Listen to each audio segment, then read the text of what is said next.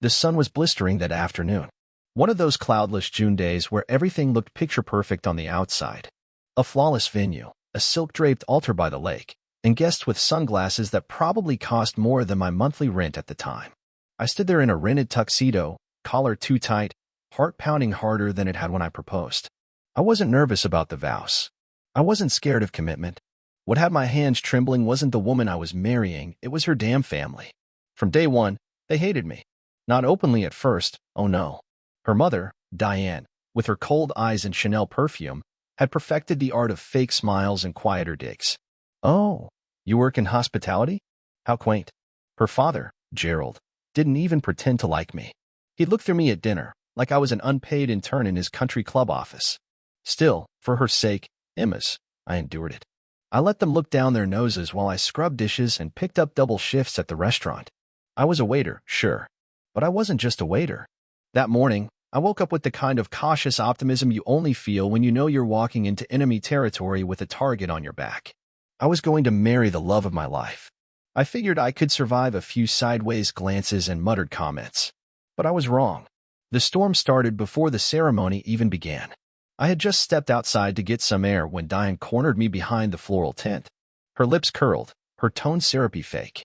Sweetheart, I seem to have misplaced my Rolex. The platinum one. It was on the bathroom counter. You wouldn't know anything about that, would you? I blinked. What? No, of course not. She crossed her arms, her voice sharp now. Don't lie to me. I know you're kind. You see something expensive and think it's owed to you. You're out of line, I said, struggling to stay calm. I haven't touched your watch. You look like a thief, she snapped. I can see it in your face. Before I could say another word, Gerald appeared behind her, red-faced and breathing heavy. I hadn't even noticed the golf club in his hand until it was too late. You think you can talk to my wife like that? He barked, stepping forward. You little lowlife, eh?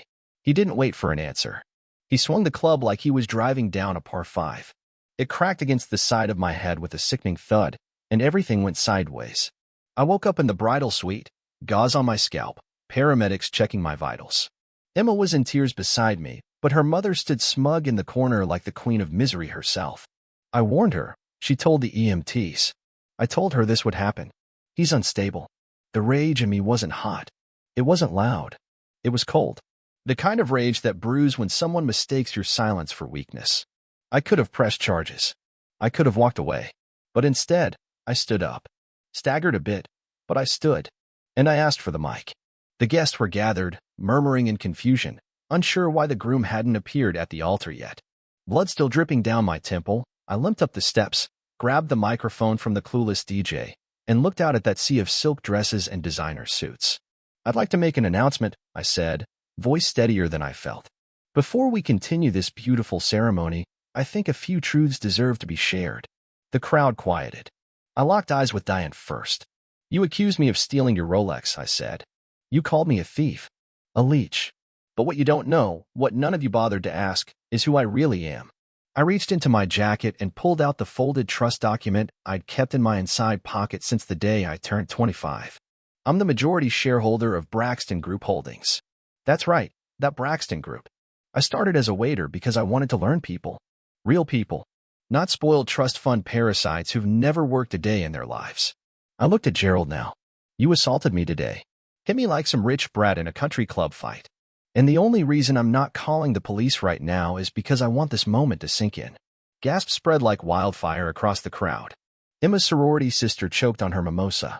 Someone in the back actually dropped their champagne flute. And you, I said to Diane, you said I looked like a thief? Well, your Rolex wasn't stolen.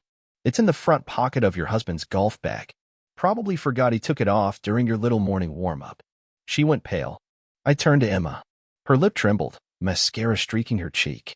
I loved you, I told her. But this circus of a family? I deserve better. And guess what? I already have it. I dropped the mic, literally, and walked off down the aisle alone. Bloodied, betrayed, but not broken. Not even close. The sound of the mic hitting the hardwood still echoed in my ears as I stepped outside. It was surreal, the stunned silence behind me, the gasps, the half-whispers, but all I could hear was my heartbeat. Steady, controlled. The blood trickling down my cheek had started to dry, and with it, So did the last remnants of whatever naive dream I had about that family, about Emma. I made it down the steps and out into the parking lot before anyone dared to follow. The valet kid, maybe 19, nervously fiddling with his tie, handed me my car keys with wide eyes and a shaky, "Sir, are you okay?" I just nodded, slid into the driver's seat of my matte black Aston Martin, and started the engine. The look on his face as I pulled away? Priceless. Like someone had just told him Batman moonlighted as a waiter. I didn't go far. Just down the hill to a scenic overlook that used to be mine and Emma's spot back when things were real. Before dress fittings, centerpiece debates, and arguments over whether her parents should have more control over the guest list. I parked, cut the engine, and sat there for a long time watching the breeze cut lines through the lake. My phone buzzed. 10 missed calls from Emma. 3 from her best friend Tiffany.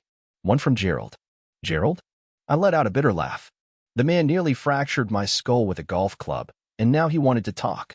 Probably realized that assaulting a multimillionaire in front of 200 witnesses wasn't exactly a smart play for a guy on the board of 3 banks. I didn't pick up. Instead, I forwarded the hospital invoice to my lawyer. I knew how this would go. They'd try to spin it, say I attacked first, that Gerald feared for his daughter's safety. Please. The man swings clubs like he cheats on his taxes, recklessly and often. By sunset, the headlines were already starting to trickle out. One of the waitstaff had filmed my impromptu wedding speech on her phone and sold it to a local tabloid. I didn't even blame her. The video was everywhere within hours. Groom outs wealthy in-laws at wedding from hell. Watch the viral mic drop that left a bride at the altar and her parents humiliated. Public sympathy poured in like a tidal wave. Strangers sent me messages, calling me a legend. Women called me a king. Men said I was their spirit animal. I even got a job offer from a PR firm who wanted to brand me as the avenging groom. But I didn't want a brand. I wanted the truth out in the open and justice. Not the kind that comes with fists or screaming matches. The kind that leaves reputations in ruins and forces liars to squirm under the weight of their own disgrace. 2 days later, my lawyer served Gerald with an assault charge. His face on the courthouse steps looked a lot different without his signature smugness. And Diane? The social media comments shredded her apart. The quote, "You look like a thief," had become a meme. People photoshopped her next to raccoons and jewelry store alarms. And Emma, she came to my door that night. I opened it slowly, standing in the doorway in a t-shirt and sweats. No blood. No tux. Just me quiet, unshaken. "I just want to talk," she said, voice cracking. "Please." I didn't move. "You should talk to your mother. Maybe she can accuse someone else of a felony today." She flinched. I didn't know she was going to say that. I didn't know he'd do that to you. "Then you don't know them at all," I said. "Or you do, and you were fine with it until I finally stood up for myself." She opened her mouth to respond but hesitated. "I loved you," I said again, softer this time. "But love isn't enough when the person you're marrying doesn't have your back. You stood there and watched your father attack me. And your first instinct wasn't to stop him, it was to cry about how it would ruin the wedding photos. That's not fair. Neither is calling your fiancé a thief and nearly killing him on the biggest day of his life." I stepped back and started to close the door. "I made a mistake," she whispered. "Please don't shut me out." I looked at her, really looked at her, for the first time without the rose-tinted glasses. She looked like a stranger. A beautiful stranger I once imagined forever with, but not anymore. "You already did," I said, and I shut the door. Behind it, for the first time in months, I felt peace. 3 days after the wedding that wasn't, my phone buzzed with an unknown number. I almost didn't pick up. I was in the middle of transferring funds from a holding account into a private trust, something I'd set up years ago, before the suits and ties ever realized the waiter was 2 steps ahead of them. But instinct made me swipe. "Mr. Braxton?" The voice was clipped, formal. "This is Harold Linwood. I'm the estate attorney for Richard and Diane Whitmore." "Of course." Her sighed. "I assume this is about the assault charges," I said flatly. There was a pause. "No, sir. I'm calling regarding a legal matter of mutual interest. Are you aware of the inheritance clause in Diane Whitmore's family trust?" Now that got my attention. "Go on." "Diane's father, Arthur Delaney, set up a conditional trust over 30 years ago.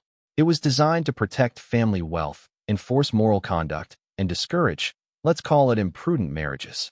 I already didn't like where this was going. "In short," he continued, "if any direct female heir marries someone deemed socially or financially unworthy, the trust is frozen. The Whitmore family loses access. Permanently. I blinked. Let me get this straight. Her family trust has a clause that punishes them if one of their own marries beneath their status. Correct, Linwood confirmed. And, until recently, the trustees had not been alerted to the fact that Diane's daughter, Emma, was engaged to a man working as a waiter. This misunderstanding was corrected just yesterday. I laughed hard. Let me guess. Now that they know I'm not just some glorified food runner, they want me back in the picture. Restore their cash flow. Linwood didn't answer right away, but his silence said everything. Gerald Whitmore assaulted me with a golf club, I said, my tone colder now. And his wife publicly accused me of theft. You think a $500 million family empire built on shallow foundations is enough to buy forgiveness? No, sir, Linwood said. But you should know, the trust reactivates if the marriage is completed within 30 days of the original wedding date. There it was. The real motive. They didn't want Emma and me reunited for love. They wanted access. Access to generational wealth that only existed if their daughter could convince me to play groom after the fact. This call's being recorded, isn't it? I asked. There was a pause. Consider it a professional courtesy, Linwood replied. Good, I said. Because if anyone else from the Whitmore family so much as sends me a birthday card, I'll add witness tampering to Gerald's assault charges. And tell Diane her Rolex's resale value just dropped by half since it was sitting in a golf bag next to 3-week-old cigars. Click. I tossed the phone onto the couch and poured a drink. They didn't know the half of it. See, when I said I wasn't just a waiter, I meant it. I was the silent partner in a portfolio that spanned 5 continents. I kept it quiet on purpose. Anyone who saw Braxton on the shareholder registry of Oracle Tech, Virion Systems, or Archway Holdings might have put it together. But I like to move quietly. I built my fortune through data compression patents, real estate pivots, and a little foresight during a tech IPO that crashed and burned for everyone but me. Emma never knew because I never let her. Not fully. I told her I had money, sure. Savings. A good plan. But I never flashed it, never lived like it. Why? Because I wanted someone who'd stick around even if I had nothing. Someone who didn't blink at tip jars and secondhand furniture. Turns out, what I found was someone who blinked a little too much at other people's opinions. After the call, I reached out to my legal team. I wanted everything on the Whitmores. Not just the trust. I wanted to know how deep their leverage ran. I wanted to see their debts, their skeletons, their backdoor deals. And I wanted to know what would happen to their public image if a viral wedding speech wasn't the only skeleton aired out. 2 days later, my team returned with gold. Turns out Gerald was more than just a wannabe tough guy with a driver's swing. He had a history, sealed settlements involving hostile takeovers, forged valuations, and one very ugly case involving a former employee who resigned after reporting harassment. As for Diane, her socialite facade covered a spending habit that had her quietly liquidating trust assets, some of which were misclassified to avoid triggering scrutiny from the other trustees. They needed the marriage. I didn't. So I made sure the press got the truth. A statement released to 3 outlets. Nothing flashy. Just a line or two. Mr. Braxton has no intention of re-engaging with the Whitmore family under any circumstances. His decision to walk away was final and made not out of anger, but of principle. Simple. Controlled. Unforgiving. The headline that followed the next morning? Tech heir refuses fortune-tied marriage. I choose dignity over dollars. You want to see a trust fund panic? Watch 3 generations of inherited wealth realize that all their strings just got cut and the puppet won't dance. By the end of that week, my name had become a trending hashtag. Hashtag groomdrop, they were calling it. Memes, opinion pieces, talk shows. Hell, even a late-night comedy segment. Half the world thought I was a hero. The other half just wanted to know if I was single. But I wasn't celebrating. Not yet. Because I wasn't done. The Whitmores thought they could humiliate me and walk away with a wrist slap and a frozen trust. No, I wanted them exposed, not just for what they did to me, but for what they'd done to everyone they ever stepped on to climb their pathetic little social ladder. And then, like clockwork, an opportunity arrived dressed in gold foil and arrogance. An envelope showed up at my penthouse, not my downtown apartment, no, my real place. The one that sat 43 stories above the city, untouched by public eyes. Only 4 people in the world knew I lived there. So either someone talked or someone watched. Inside the envelope? An invitation. Embossed. Elegant.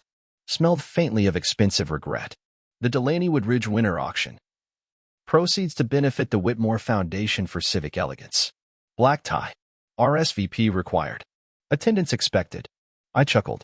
So this was their play. You see, the Delaney Woodridge auction was the social event of the year for that crowd. Charity, yes. But really it was a game of flaunting wealth under the pretense of goodwill. It was where social status got traded in whispers between champagne toasts. And they invited me. After everything? They either thought I was stupid, or they were desperate. I sent my RSVP via registered courier. I'll attend. Looking forward to the show. And then I called Melissa. Melissa Tran, my personal assistant and the only person I trusted with both my schedule and my secrets. She'd been with me since the early days, before my name meant anything, when I was just a kid in a hoodie with a flash drive and a dream. Tell Sokolov to send over the Midnight Navy, I told her. For the auction, she asked. Subtle or savage? I grinned. Savage. Quietly. The night arrived fast. I stepped out of the black SUV, the Sokolov suit clinging to me like it had been born on my back. Cufflinks inlaid with obsidian and a watch they wouldn't even recognize, custom-built by a watchmaker in Zurich who only takes 5 clients a year. The paparazzi turned. First confused. Then hungry. Flashbulbs went off like a war zone as I strode toward the entrance. I didn't look at them. Didn't pose. Just walked like I belonged there. Because I did. Inside, the ballroom was gilded and garish, all dripping crystal and champagne fountains. People froze as I entered. Conversation stalled mid-sentence. Somewhere near the back, a flutist actually hit the wrong note. And then I saw them. Diane, in a red gown too tight for her conscience. Gerald, in a tux that couldn't hide the panic behind his glass of scotch. Emma, off to the side, eyes wide, mouth slightly open. She still looked beautiful. And completely lost. I made eye contact. Just once. Then moved on. I didn't come here to exchange pleasantries. I came to own the room. I mingled just enough. Dropped names no one expected me to know.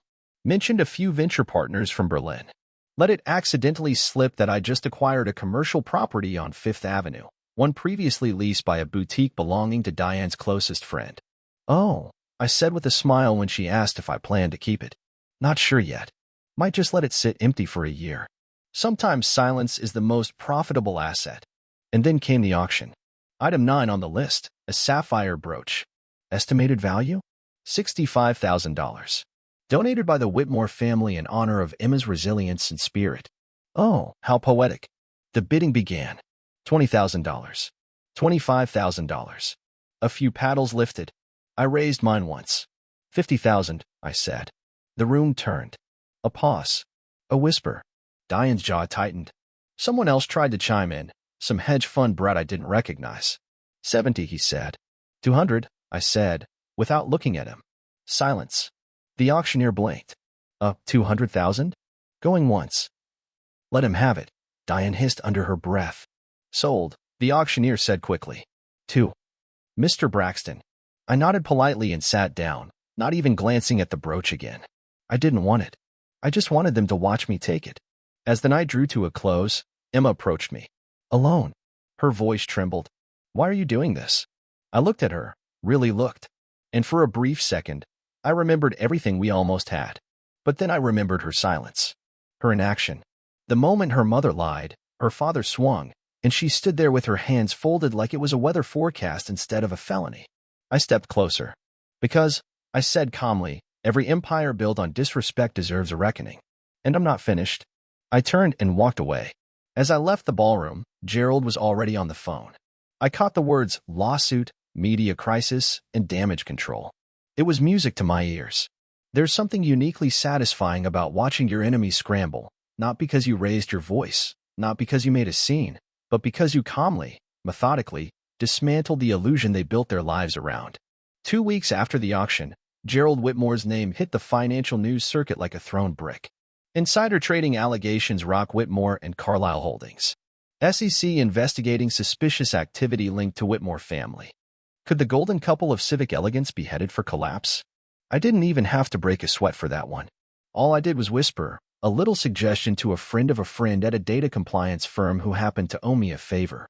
Hey, I said, you might want to look into trades made 2 days before that zoning approval in Rockford.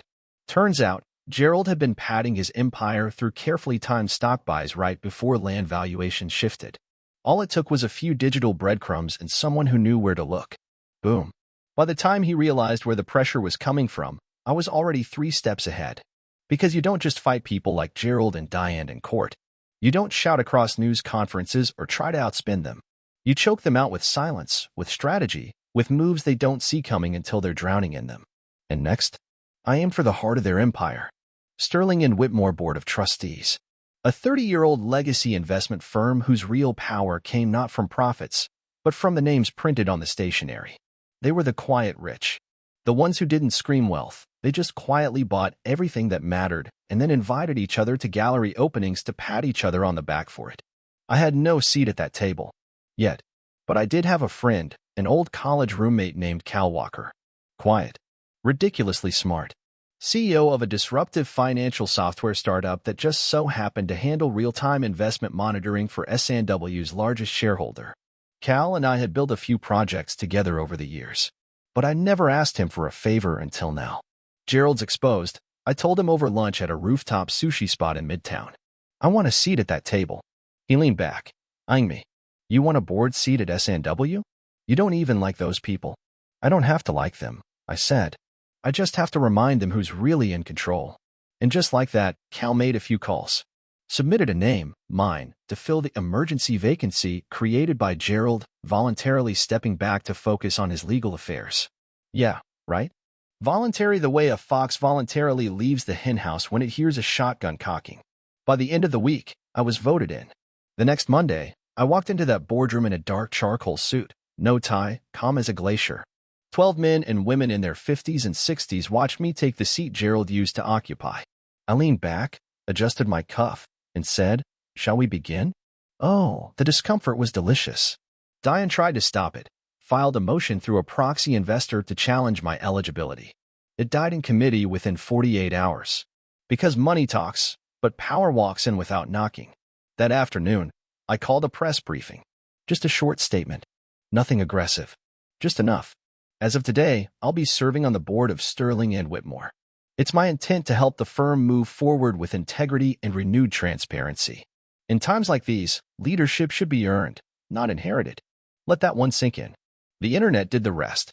Comment sections exploded. Everyone remembered the guy who stood at the altar, blood on his temple, telling a room full of elitists that he was done being disrespected. Now I was on their board. And Emma? She sent a text. Emma, I saw the press conference. I don't know who you've become, but I hope you still remember who we were. Me. I remember exactly who we were. And I remember who stood silent while I bled on our wedding day. Read. No reply. And that was fine. Because I wasn't doing this for closure. I wasn't doing it for her. I was doing it for the version of me who stood there in a tux, humiliated by people who thought they could stomp on someone just because he didn't fit their mold. That version of me deserved justice. Not violence. Not revenge through fists or broken windows. Precision. Exposure. Control. And now I had it. Next on my list? The social circle that propped up the Whitmores, the real estate consortiums, the charity boards, the boutique hedge funds that still whispered their name with reverence. It was time they learned that the man they tried to erase had the last word, and he wasn't finished writing. You can smell old money before you even walk into a room full of it. It's not just the fragrance, those imported colognes, the hints of mahogany and pipe smoke clinging to cufflinks. It's the way the air changes. Like even the oxygen's been privately educated. But here's the thing no one tells you. Old money doesn't scream. It whispers. And when it's scared, it vanishes. Which is exactly what started happening. Because I didn't just want the Whitmores discredited, I wanted their entire circle to feel the tremors of the empire collapsing. I wasn't interested in burning it down with fire. That's too fast, too loud. No. I wanted to pull the floor out from under them, one polished plank at a time. So I started with the donor lists. Diane was on the board of the Whitmore Foundation for Civic Elegance, a name that sounds like it should be a fashion label for cathedrals. What it really was. A tax shelter posing as a philanthropic powerhouse. They funneled donations into gala events that benefited their own real estate interests, and every elite in their circle was in on it. Except I owned the property they held their flagship annual event on. Remember that boutique I bought out before the auction? Diane's friend used it as a front for laundering donor cash. Rent-free. I jacked the rent 400% and sent a notice of redevelopment. Within a week, she pulled out of the next charity event and took 4 big-name donors with her.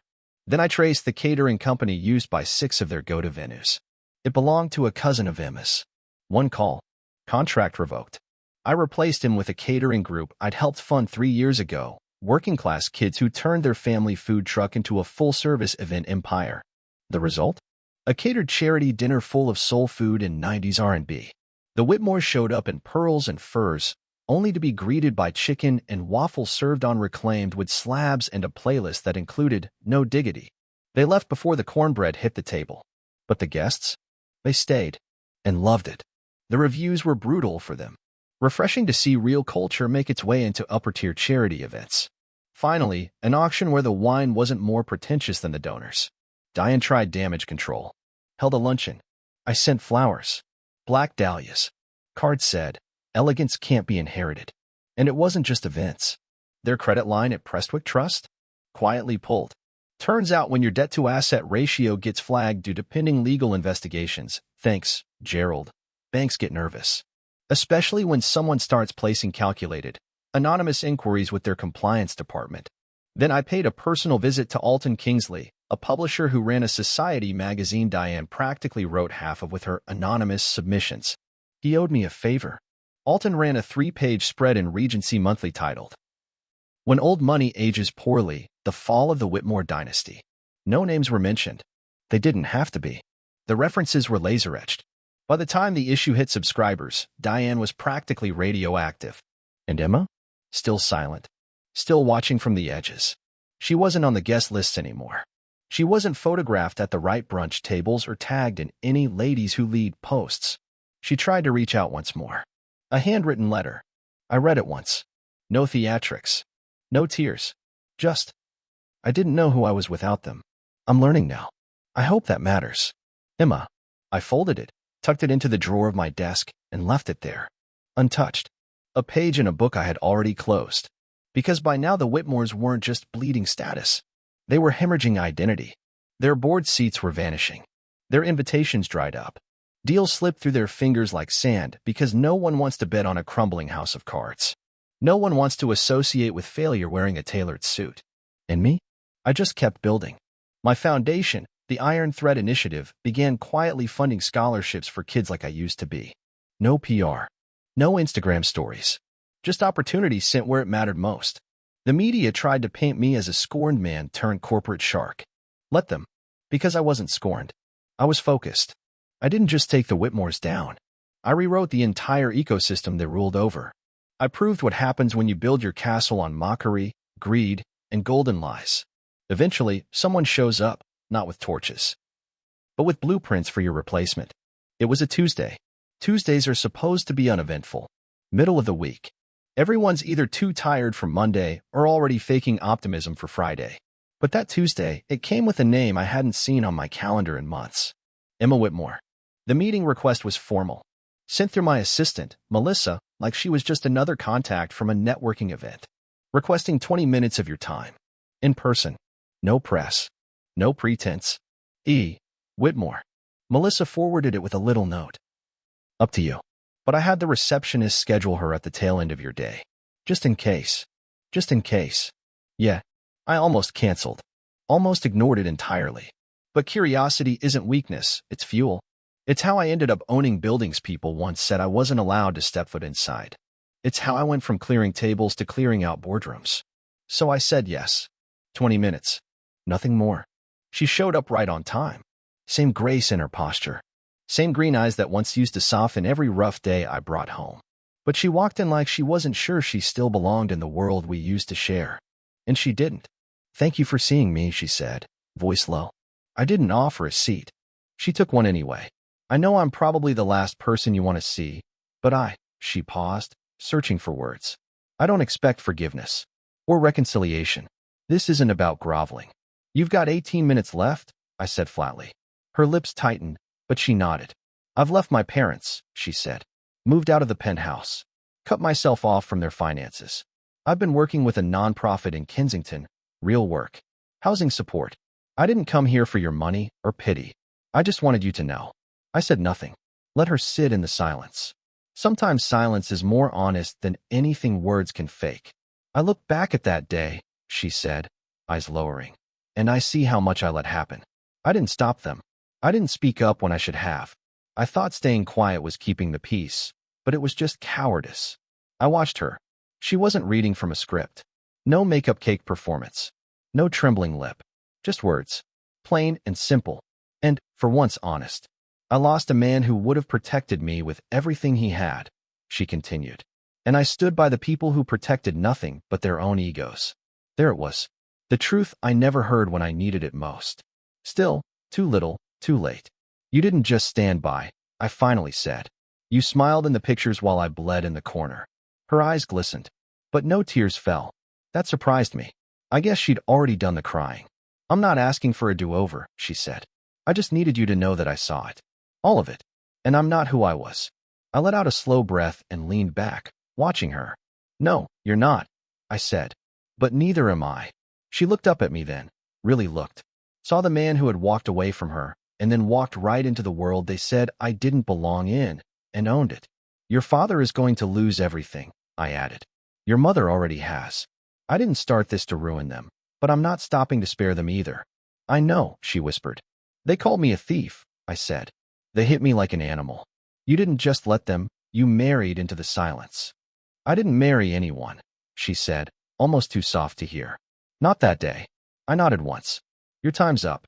She stood, straightened her coat, and for a second, her eyes shimmered, not with sadness, but with acceptance. You always said the best revenge wasn't loud, she said, stepping toward the door. It was living so well, they choke on it. She hesitated. You're living well. I didn't answer. She left. And just like that, she became part of the past again, this time on my terms. That night, I didn't replay her words. I didn't mourn what could have been. I poured myself a drink, sat on my balcony overlooking a city that once looked down on me. And I didn't toast to vengeance. I toasted to clarity, to truth.